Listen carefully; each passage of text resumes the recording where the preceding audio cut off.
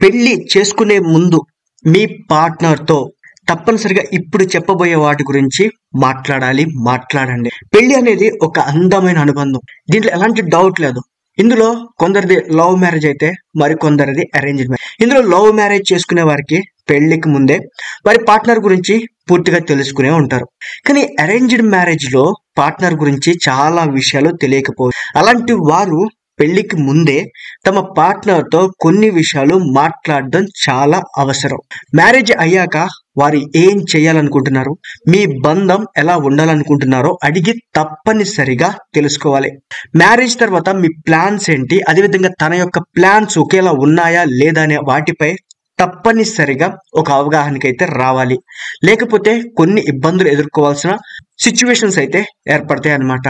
అదేవిధంగా ఈ రోజుల్లో ఆడ మగ ఇద్దరు కూడా జాబ్ చేస్తున్నారు. అందుకే పెళ్ళయ్యాక జాబ్ చేయడం ఇష్టమేనా, ఎలా ఉండాలని అడిగి తెలుసుకోండి. మీ ఫ్యూచర్ ప్లాన్స్ కూడా అడిగి తెలుసుకోండి. దీనివల్ల మీకు మ్యారేజ్ అయ్యాక ఒకరికి మరొకరు సపోర్ట్గా ఉండొచ్చు. ఎందుకంటే మన భారతదేశంలో అమ్మాయిల విషయంలో మ్యారేజ్ అయ్యిందంటే వాళ్ళు జాబులు చేయకూడదని చెప్పేసి రకరకాల కండిషన్స్ అయితే పెడుతూ ఉంటారు. కాబట్టి పెళ్లికి ముందే దీనికి సంబంధించినటువంటి పూర్తిగా మాట్లాడుకుంటే మాత్రమే లైఫ్లో అనవసరపు ఇబ్బందులు అయితే రావన్నమాట. అదేవిధంగా మ్యారేజ్ అయ్యాక పిల్లల్ని కనడం గురించి కూడా తప్పనిసరిగా ఇద్దరు మాట్లాడుకోవాలి. ఎందుకంటే కొందరికి త్వరగానే పిల్లలు కావాలనుకుంటే మరికొందరికి కొన్ని రోజుల తర్వాత పిల్లల్ని కనాలనుకుంటారు. కొంతమంది కొన్ని సంవత్సరాల తర్వాత కూడా పిల్లల్ని కనాలనుకుంటారు. అయితే ఈ విషయాన్ని అది ఆడైనవచ్చు మగైనవచ్చు మీ పార్ట్నర్తో తప్పనిసరిగా మీరైతే డిస్కషన్ చేయండి. దీని గురించి ముందుగానే కనుక్కోవడం ఉత్తమం. అదేవిధంగా మ్యారేజ్ అయినా సరే ఇద్దరి మధ్య భేదాభిప్రాయాలు వస్తూ ఉంటాయి, సమస్యలు కూడా వస్తూ ఉంటాయి.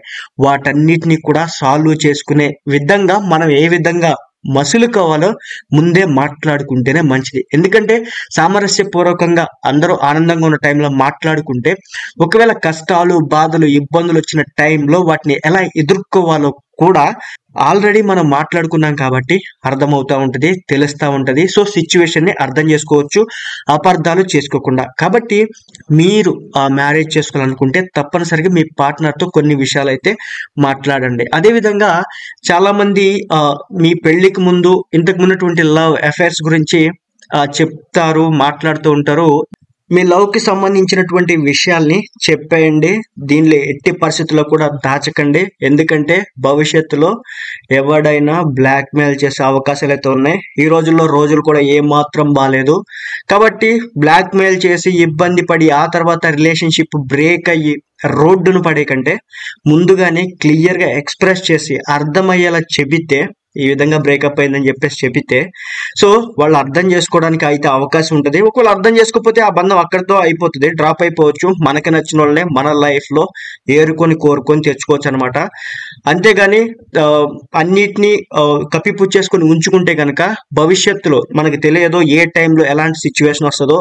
సో దొంగలా బతకాల్సిన టైం అయితే వస్తుంది అనమాట, ఇలాంటివి కనుక దాపెట్టుకుని ఉంచితే లైఫ్లో అనేది. కాబట్టి ముందుగానే క్లియర్గా ఎక్స్ప్రెస్ చేయండి, అదేవిధంగా చెప్పండి. అక్కడితో అది అయిపోయిందని చెప్పేయండి. అంతే తప్ప మళ్ళీ చెప్తున్నాను, లైఫ్లో ప్రతి ఒక్కరు ఏదో ఒక టైంలో ఏదో ఒక సమయంలో ఎవరినో ఒక టైంలో లవ్ చేస్తారు, లేకపోతే వాళ్ళ మీద క్రష్ అనే ఫీలింగ్ అయితే ఉంటుంది. అది కామన్. ఎందుకంటే మనం హ్యూమన్స్ కాబట్టి, జంతువులకు కూడా ఉంటుంది కాబట్టి. సో ఈ విషయాన్ని అయితే మీరైతే అర్థం చేసుకోండి. కొన్ని దాచాల్సినవి ఉండొచ్చు కానీ లవ్ విషయం మాత్రం ఎట్టి పరిస్థితుల్లో దాపకండి.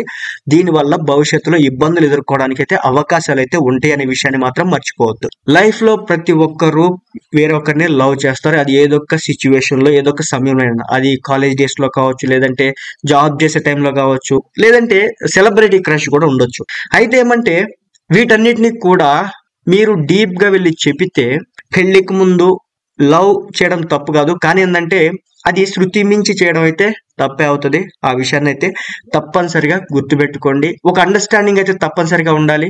అంటే పెళ్లికి ముందు ఓపెన్ అయి చెప్పుకునే కొన్ని అంశాలు అయితే ఉంటాయి. వాటికి సంబంధించి కంప్లీట్ గా మీరు మాట్లాడుకున్నట్లయితే కనుక భవిష్యత్తులో అనేక రకాల ఇబ్బందులు రాకుండా ఉంటాయి అన్నమాట.